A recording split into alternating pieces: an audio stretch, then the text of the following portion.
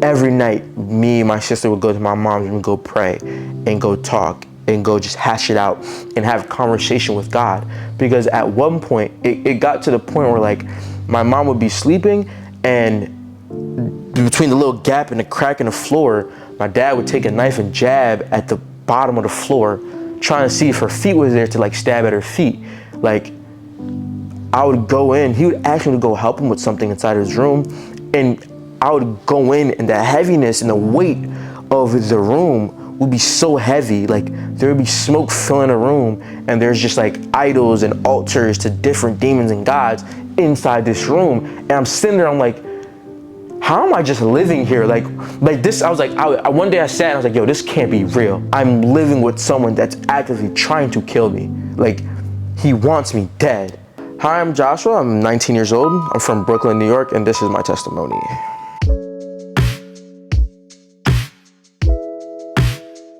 So growing up, I was Christian. My mom is a devout Christian, still is to this day. And growing up, I wasn't a church kid in the sense where like I was in an inner circle or nothing like that, but I was going to church on Sundays, fast on Saturdays, fast on New Year's, the whole 9 yards. I was doing it. And reading my Bible, learning the word. Like, by the time I was like 10, 12, I knew a good clip of stories and like verses in the Bible. I didn't know them from memory, or like I can say what chapter and what verse and what book, but I knew them and I knew how to say them or how they correlated in what context. But I grew up Christian. Before Christ, I was before Christ. It's a bit of a tough question because I grew up being in the church and praying and learning how to do all these things that a new Christian would learn how to do at a very young age, and reading my Bible and knowing all these stories. And like, I was being taught revelations when I was like 13, 14.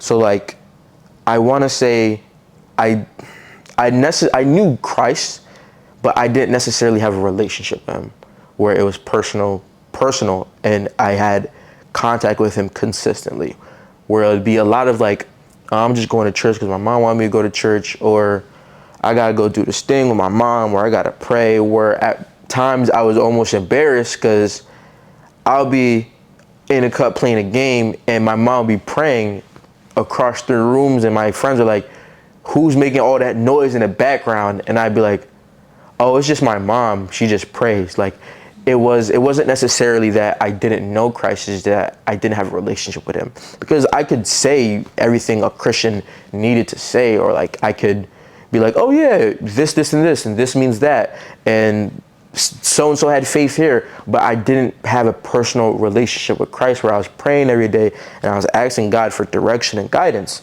So it was more so, did I have personal connection with him? So, I mean, in a sense, I guess I didn't know him, but I knew of him, if that makes sense. And it was real funny because like the stuff that I went through as a child and getting through that, it would only be described as a miracle, like a gift from God. Like, even how I was conceived, because originally my mom only wanted to have one kid, my sister, and she wanted to just live in Florida, have one kid, and my dad had moved them to New York. And my dad at the time, I'm a little fuzzy on it, but my dad at the time, I think he was cheating on my mom at the time, and she didn't know. And he was like, oh, he told one of his friends that ended up telling my mom years later that the reason he had a second kid was because he felt like my mom was annoying him, and she didn't plan on having a second kid. Like, she told me when I was old enough, she was like, oh, like, she was like, you're the best accident I ever had. Like, I didn't plan on having another kid. I only wanted to have one kid. And I was like, oh, well, like, that's interesting. And so even from like my conception, like, it felt like it was all a miracle from God, because my mom didn't want to have another kid. And my dad literally said verbatim, oh, Shawty's just bothering me. I'm gonna just give her a kid so she stops bothering me from doing what I'm doing. And growing up, it definitely felt that way with my dad, where I didn't really have a close connection with him. I more so had a connection with my mom, where as I would talk to my mom and be with my mom and always be around her, I didn't really have too much connection with my dad, and there was actually a lot of animosity. Like, crazy story. There was a time where I want to say, oh, there's a lot that happened. I want to say, I'm gonna go back.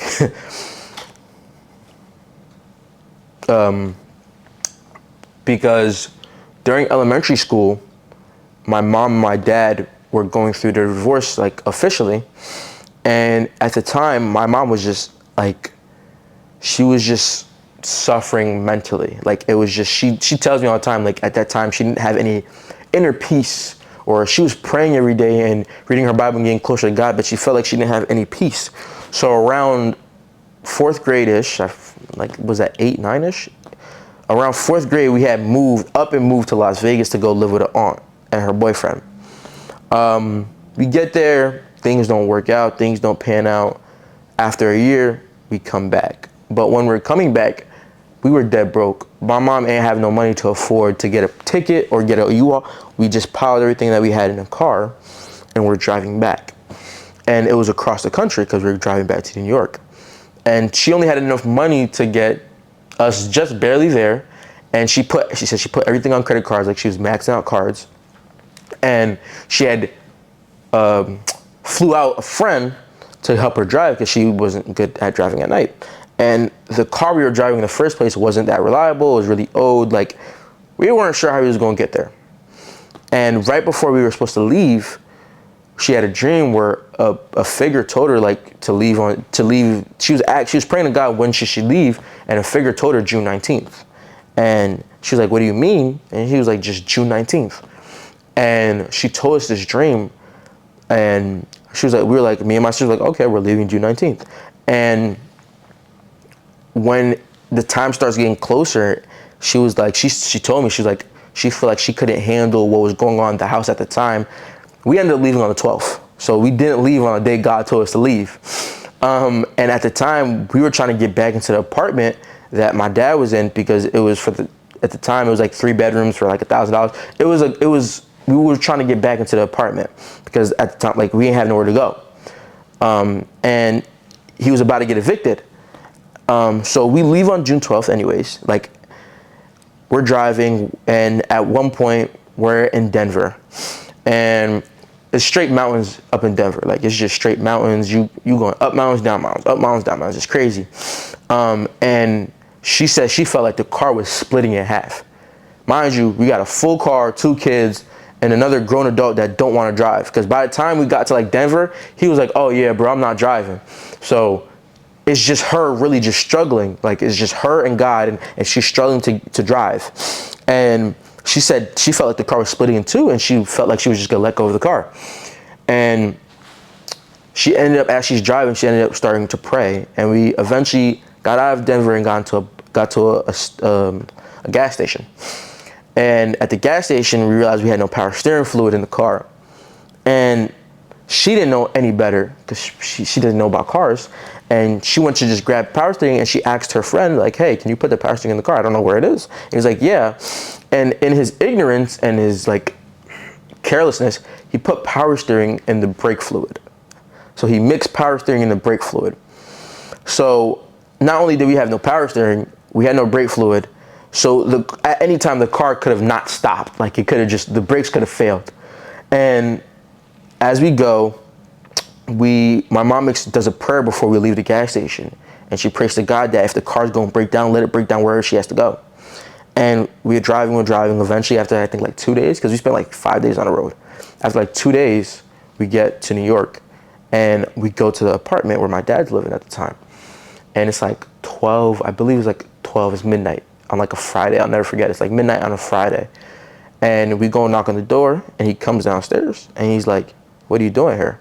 And my mom was like, I'm like here with the kids and everything. Like, and he's like, what? He's like, well, you can't come inside. And he was like, the kids can come inside, but you can't come inside. Mind you, we had nowhere to go. So he looks at me and my sister. He's like, well, do you want to come inside? And me and my sister were like, no, like, we're not going with you. I'm staying with my Dukes. And we end up just going back into the car, and we're just sitting there in silence. Like, we parked up next to the apartment. We're sitting there in silence, not knowing what to do. And my sister asked my mom, like, yo, what are we gonna do? And my mom just breaks down, like, just starts crying, and she's praying, and she's just lamenting. And that was like one of the first times I've seen like what true lamenting is, like what that really looks like. And at the time, I just didn't understand what it was. Like, I was like, oh, she's just crying. And we end up getting to a family friend's house, and as soon as we get there and park the car and take everything out, we go inside, we tell her what happened, like, hey, this so-and-so happened, this happened, he didn't let us in. And she just takes us in and she consoles us. And she takes us in, she's like, go get showered, get dressed, like, I'm gonna make you guys some food. And we just sit there, and we sit down and we just talk. And she just sits there and she consoles us. And the next day, my mom's trying to see what's what about the car. So she goes out, goes turn the car on, the car won't start. And she was like, wow, like, it broke down in front of that family friend's house. And it was just one of many encounters like that, where it's like, there's no other reason but the hand of God pushed us through a situation, or like a very big situation for me, or something that I had to go through mentally, was COVID. Because during COVID, by this time I'm in high school, I live relatively close to my dad, but I don't talk to him. Like, I really don't have that much communication with him.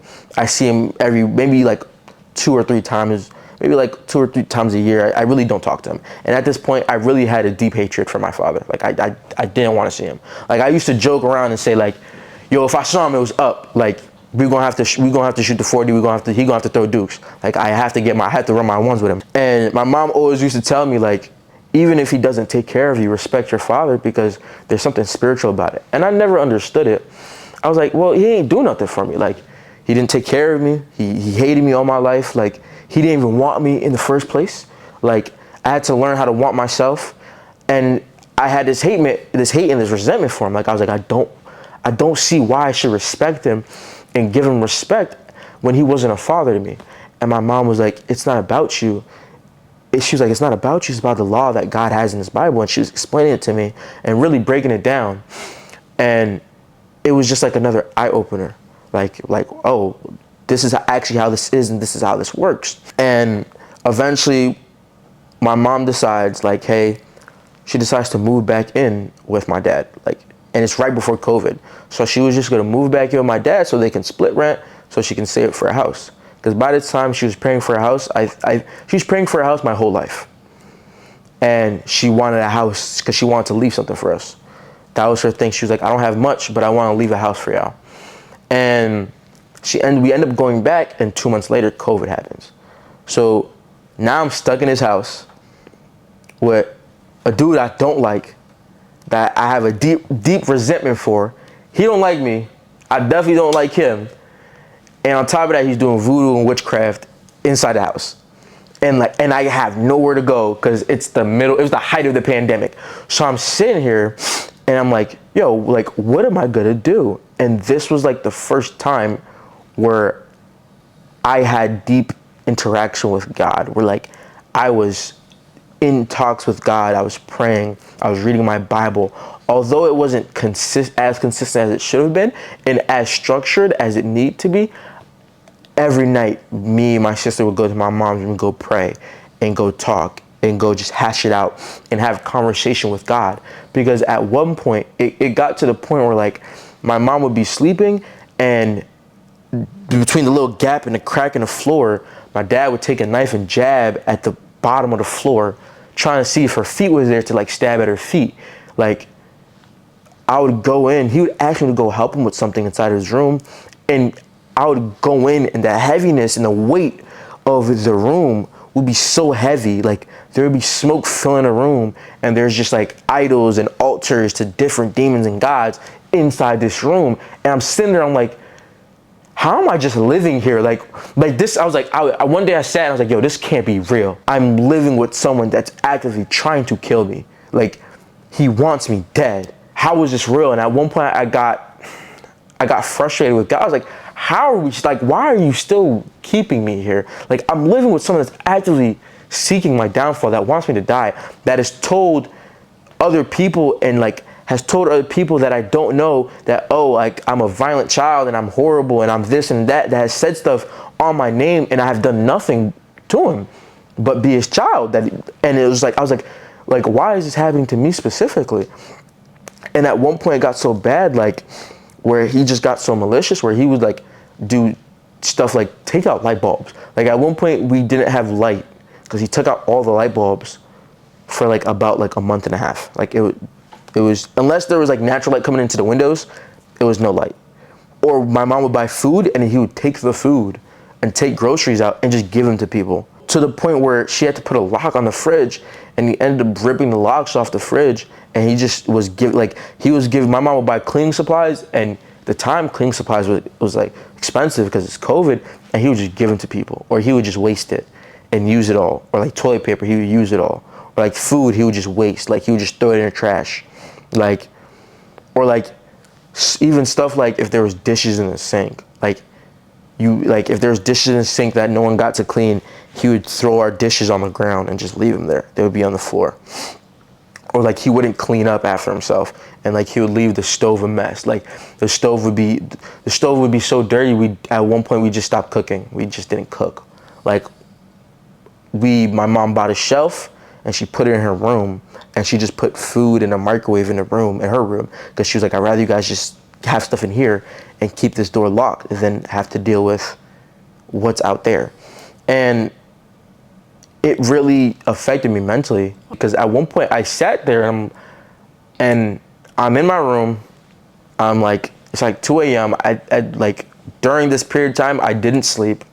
I slept really late. Like it was online classes, so class didn't start till 8. So I'd stay up all night, not even doing anything, just thinking, like just stuck in my thoughts. I would stay up till like 4 or 5 in the morning, get a little bit of sleep, wake up, barely get to class, barely do work, just do enough work to pass.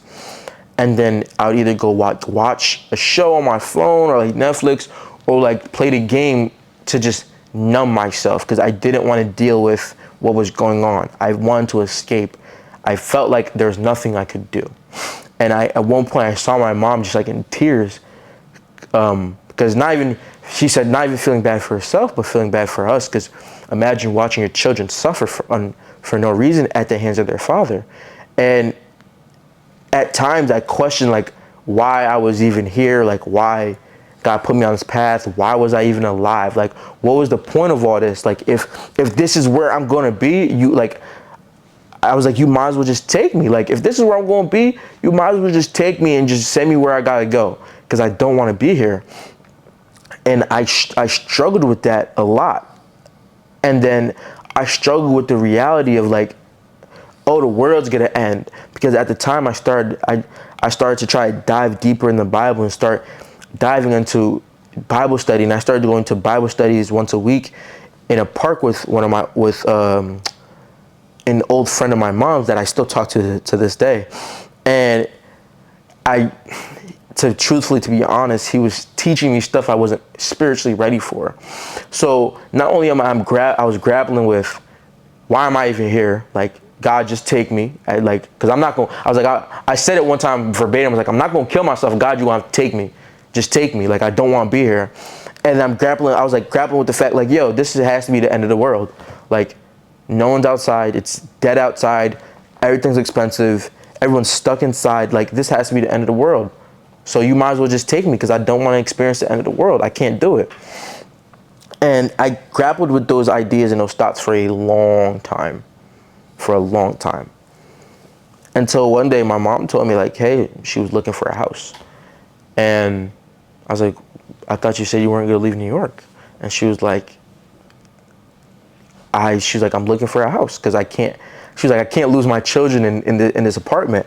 And I was like, I was the first one. I was like, well, no, like, we gotta fight, like, we gotta get him kicked out, this, that, and the third, like, we gotta do something. We can't just leave the apartment, like, because I didn't want to leave New York. Like, I lived there my whole entire life.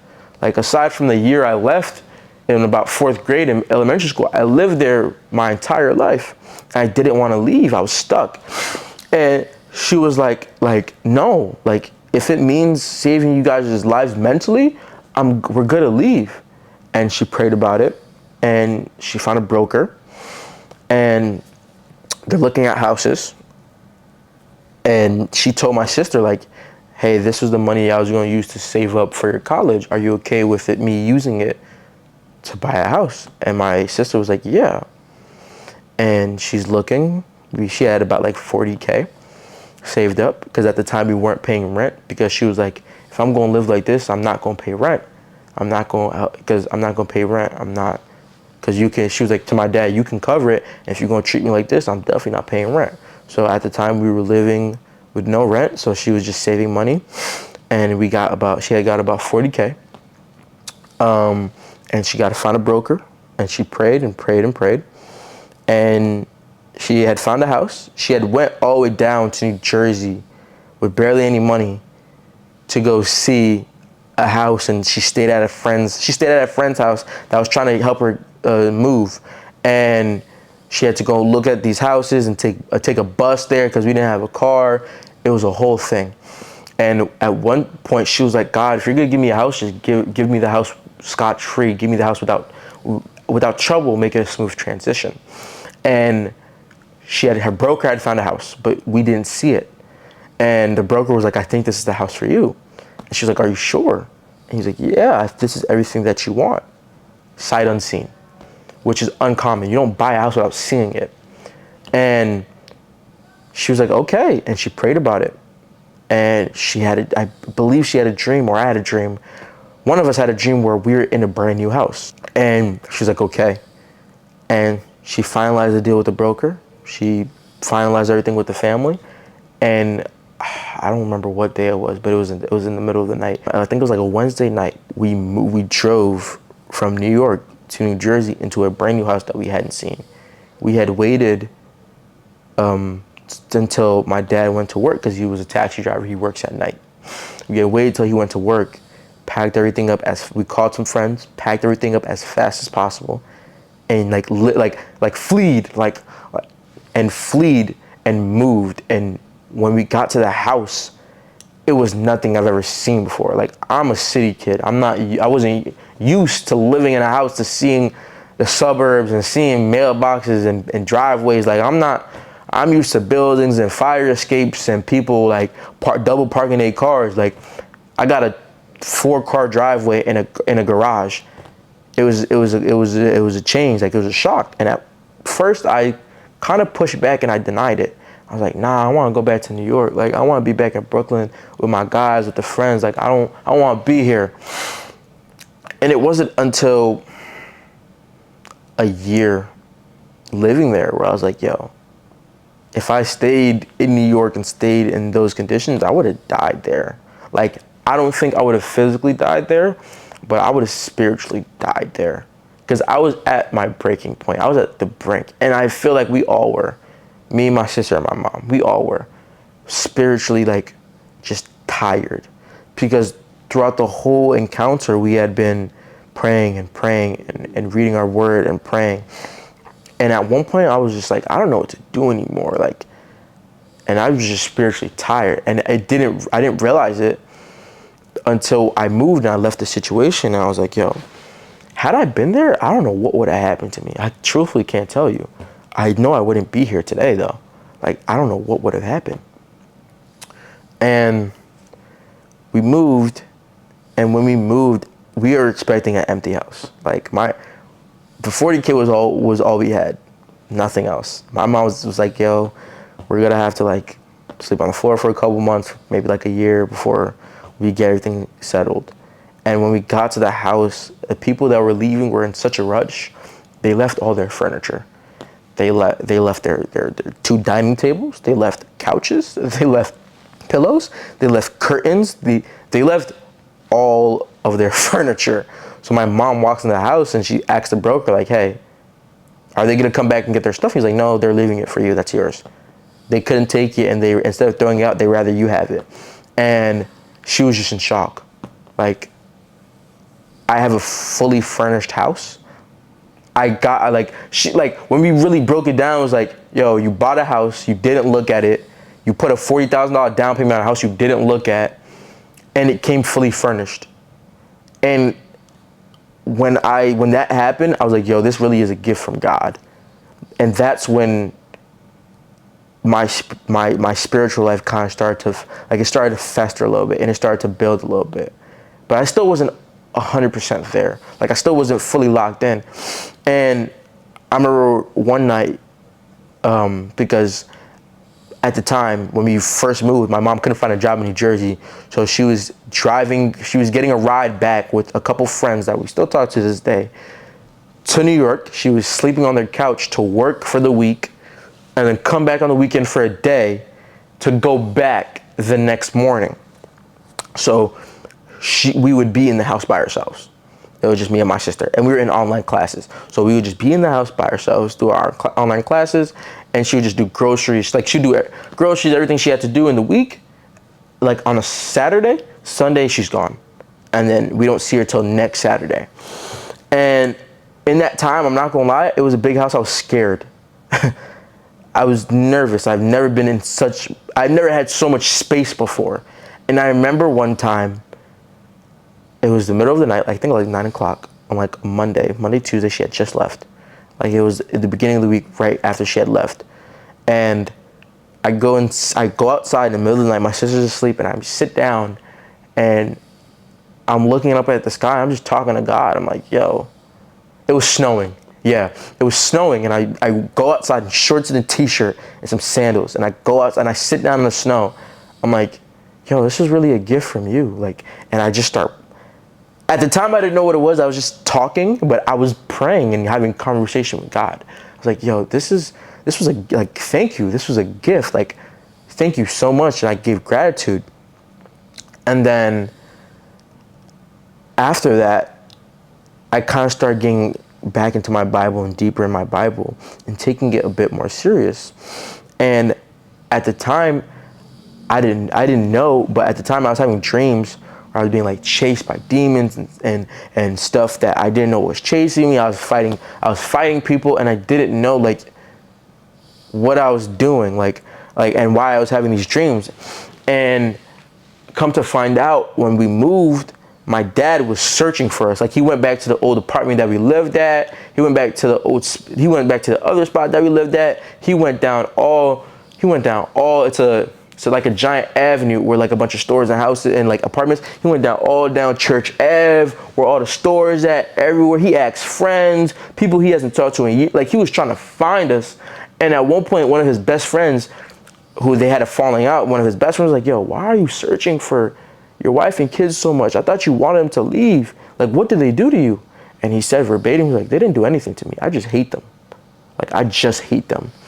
And when I found that out, I was like, yo, had I stayed in New York, regardless of where I moved and where I left and what living, like, I wouldn't be here today. Like, there's a reason he pulled me out of there. Like, there's a reason why it wasn't just moving buildings, it was moving to a different state. And I truthfully believe that he saved our lives. Like, he saved my life. Like, there's no other way I can explain it. I find this out, and it kind of just like scares me, and I get scared. And it scared me so much, like, it kind of had the opposite effect, where I kind of stopped reading my Bible, stopped praying. I was like, I can't deal with all this spiritual stuff. Like, I don't want to deal with it. Like, I'm gonna let my mom deal with it. Like, my mom has been praying for years. She got it. And I kind of backslid a little bit and lost all the progress I had made. And when my mom finally got a job here and we were stable, and she was trying to find a church, and we couldn't find one for our life for us. We couldn't find one. And we found First Baptist Church of Williamstown. And I'm going to be 100% honest. I did not want to go there. I was like, oh, I don't want to go here. I don't like the music. I don't like this. I don't like that. Oh, like, this church is not for me. I don't like it. Like, I don't want to go here. And my mom was like, give it time. Like, churches, everyone got to start somewhere. Like, give it time. Like, pray. She was like, pray for them so they can get better and grow as a people. Like, and I was like, I don't want to hear it. Like, yada, yada, yada. I wasn't trying to hear it. And I was like, I don't want to go here. Like, don't, like, I'd rather just listen to sermons online. I don't want to go here. And at the time, I also thought that church was very theatrical. And I thought that, I was like, oh, people will be falling out in church. Like, you're doing too much. Like, you're being so extra. Like, just like sit down and like listen to the message and just like, why are you doing so much? Why are you dancing around and like flopping like a fish? Like, I didn't understand it. And my mom was like, give it time. And she was praying about it, and she was asking God, like, where should I spend my time? Where should I serve? And where church I should go to? And God told her, like, the church you're at right now is exactly where you need to be. It's exactly where you need to be. And she said she had a dream, and she said that's what God told her. And I was like, okay. I was like, all right, I'm not gonna argue with you. And I opened my heart up. And I felt like as soon as I opened my heart up, like, I realized, like, what was happening in that building. Like, oh, beautiful things are happening right now. Stuff is going on. God is doing something in here.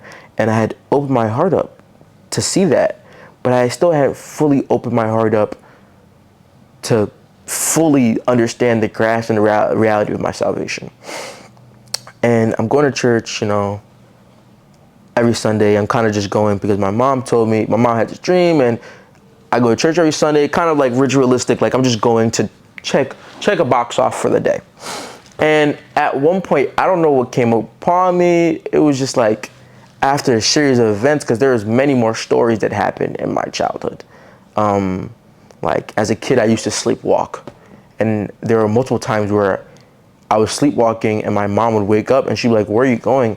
And I'd be like in my sleep state, yo, someone's calling me. Someone's calling me. And she would grab me, close the door, and she would put the blood of Jesus on me and pray over me.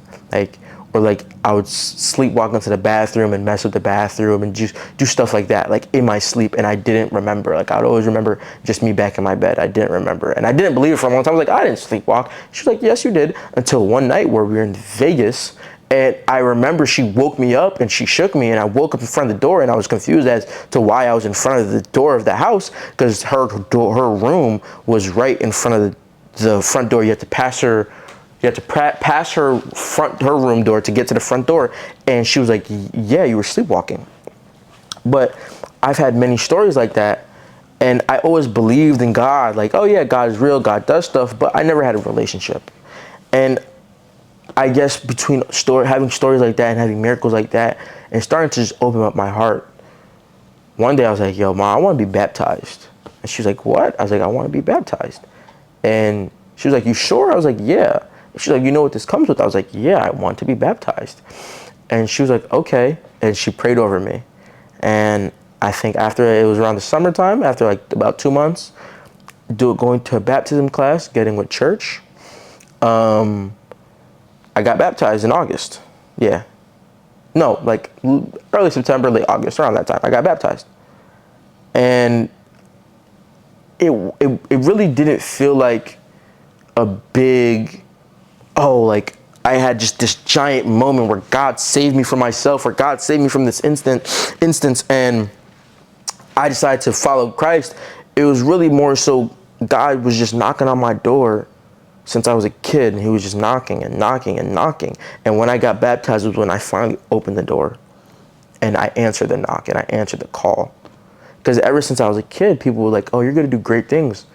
You're going to preach to people. You're going to teach people. I was like, I'm not teaching anything. Like, I don't want to be a pastor. Like, my mom would be like, you're going to teach and be a pastor. And I'm like, I don't want to be a pastor. Like, who said I want to be a pastor? Like, I'm trying to play basketball. You talking about being a pastor? And I just denied it. I was like, I don't want to do that. I ran from it. And now I'm standing at a podium and I'm preaching, or I'm just teaching. And I'm teaching people about the Lord, even when I don't realize I am.